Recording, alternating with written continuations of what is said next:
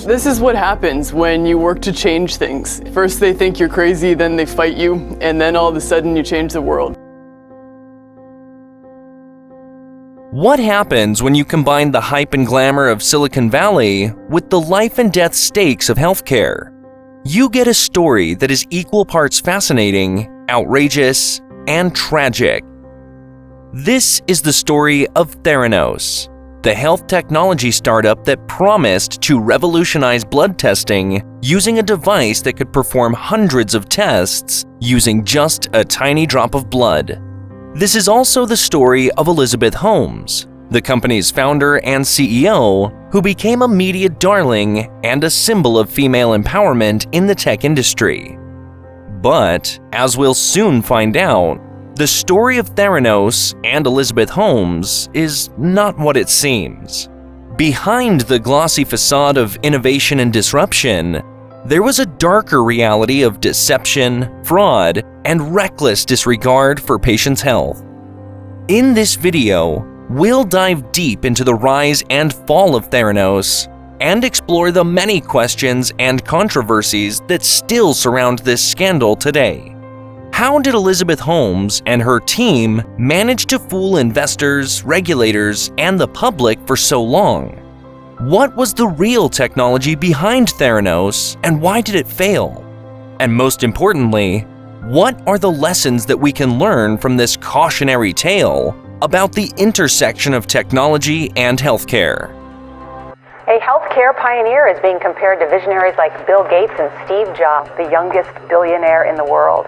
Elizabeth Holmes, once Silicon Valley's fastest rising star, is now under the harsh glare of a very different kind of spotlight. Do you swear to tell the truth, the whole truth, and nothing but the truth? I do. Finally forced to answer to the Securities and Exchange Commission as she's investigated for an alleged elaborate, years-long fraud.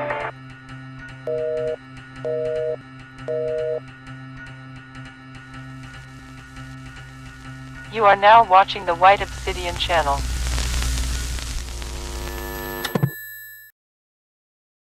At the start of the 21st century, the world was abuzz with the promise of the internet and the dot-com boom. It was a time of optimism, innovation, and unprecedented growth in the tech industry. And in the midst of all this excitement, a young woman named Elizabeth Holmes had a vision that would change the world. Elizabeth Ann Holmes was born on February 3, 1984, in Washington, D.C., to parents Christian Holmes IV and Noelle Ann Doust. Her family moved to Houston, Texas, when she was young. Elizabeth was a bright and curious child who was fascinated by science and medicine from a very early age. In 2002, at the age of 18, Elizabeth enrolled in Stanford University to study chemical engineering, but eventually dropped out with a passion for healthcare and a desire to make a difference in the healthcare industry. She believed that blood testing, a routine but often painful and inconvenient medical procedure, could be made faster, easier, and more affordable for everyone. And she had a bold idea for how to do it. A machine that could perform hundreds of tests on a single drop of blood using proprietary technology that she claimed was faster, more accurate, and more reliable than anything else on the market. With this vision in mind, Elizabeth founded Theranos in 2003 at the age of 19.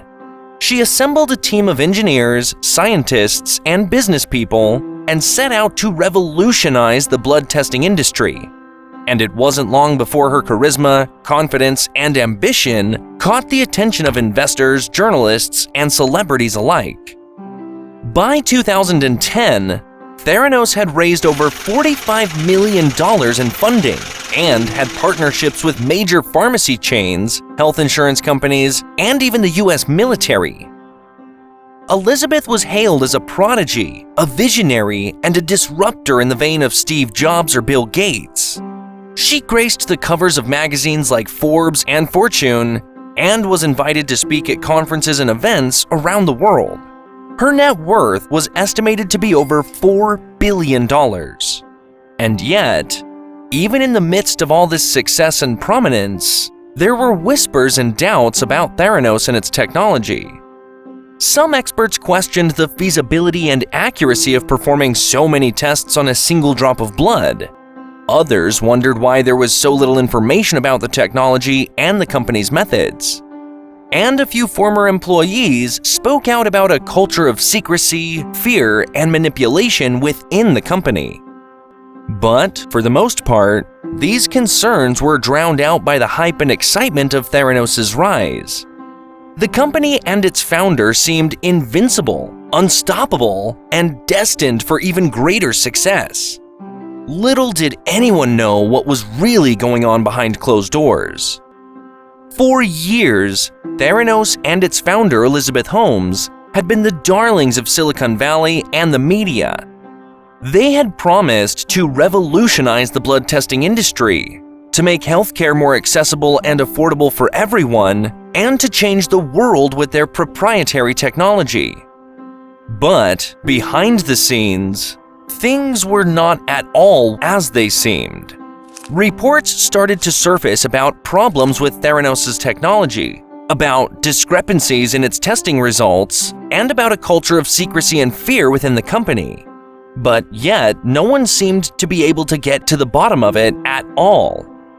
Enter John Carreyrou, an investigative journalist for the Wall Street Journal.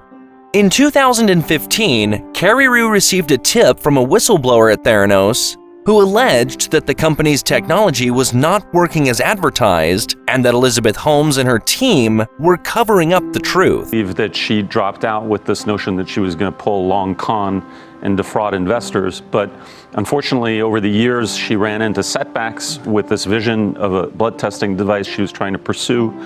And instead of admitting those setbacks and admitting to her investors where she was with the progress, she lied, and the lies got bigger and bigger, and eventually the lies got so big relative to reality that it became a pretty massive fraud. Carreyrou started digging, and what he found was absolutely shocking. Through interviews with former employees, leaked documents, and careful analysis of the company's practices, Carreyrou uncovered a web of lies, deceit, and fraud at the heart of Theranos. He discovered that the technology behind the company's blood testing machine, known as Edison, was not as revolutionary or reliable as Elizabeth had claimed. He found evidence that the company had manipulated its testing results and had misled investors, partners, and regulators about the capabilities and accuracy of its technology. He also found that Elizabeth herself was at the center of it all. She had created a cult of personality around herself and had surrounded herself with loyalists who were willing to go to great lengths to protect her and the company's image. She had lied to investors, employees, and the public about Theranos' progress and potential, and had even threatened those who dared to question her or the company's methods. Federal agencies, including the SEC, Security Exchange Commission, and the FDA, Food and Drug Administration, started investigating Theranos and its practices. The FDA, in particular, had concerns about the accuracy and reliability of the company's blood testing technology and had issued multiple warnings and sanctions against Theranos. As the investigations continued, more and more damning evidence came to light. It became clear that Theranos had misled regulators and the public about the capabilities and accuracy of its technology, and had put patients at risk by using its faulty machines for actual medical testing. On March 14, 2018, the SEC charged Theranos and Elizabeth Holmes with fraud, alleging that they had made false and misleading statements to investors about the company's technology, its partnerships, and its financial performance. The charges carried significant legal consequences, including fines, penalties, and even jail time. Elizabeth Holmes, who had once been hailed as a visionary entrepreneur and a role model for young women in tech, found herself facing a very different kind of attention. She was called to testify before Congress, where she faced tough questions about Theranos and her own actions. I don't know specifically. I'm not sure. I don't know exactly. I just don't know. On May 21st, 2018, Carreyrou published his findings in a series of articles for the Wall Street Journal, which would later become the basis for his book, Bad Blood: Secrets and Lies in a Silicon Valley Startup. You can check out the book on Amazon via the link down below. The articles in the book sparked a firestorm of controversy and led to investigations by federal regulators, lawsuits from investors, and the eventual downfall of Theranos and Elizabeth Holmes. But Carreyrou's work was not just about exposing a fraud. It was a reminder that behind every hype and promise, there may be hidden truths and dangers, and that it is our responsibility as journalists, investors, and citizens to seek out and uncover those truths. When John Carreyrou's bombshell article about Theranos was published in the Wall Street Journal, it sent shockwaves through the industry and the public. Investors, partners, and regulators who had believed in Elizabeth Holmes and her company were suddenly forced to confront a stark reality: that Theranos was not the revolutionary startup that it had claimed to be, and that its technology was unreliable and potentially dangerous.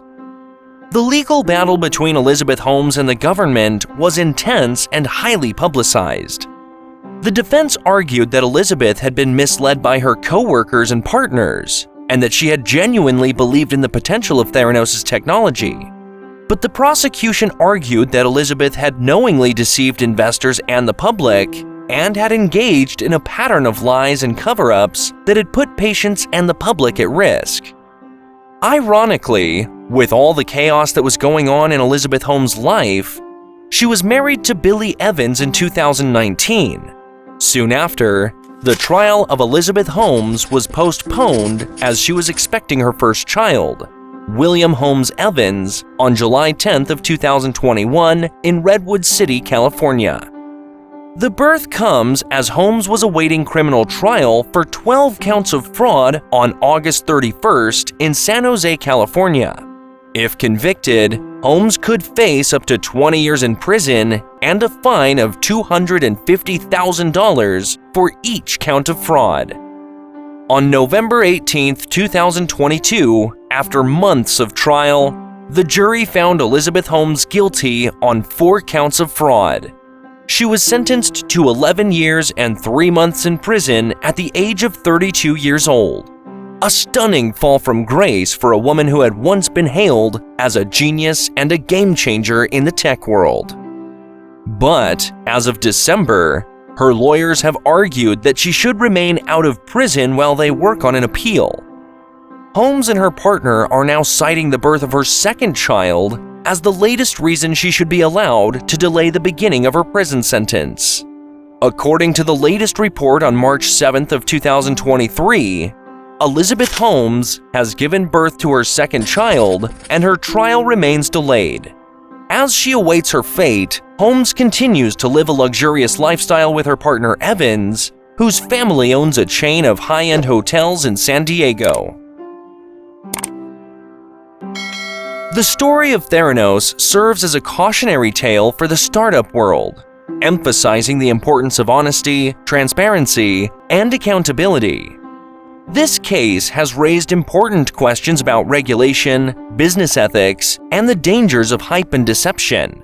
The Theranos saga underscores the importance of regulatory scrutiny and oversight, as well as the need for startups and entrepreneurs to be held accountable for their claims and practices. It also highlights the dangers of the, quote, cult of the founder and the myth of the visionary entrepreneur, reminding startups and investors to avoid putting too much emphasis on individual leaders or founders.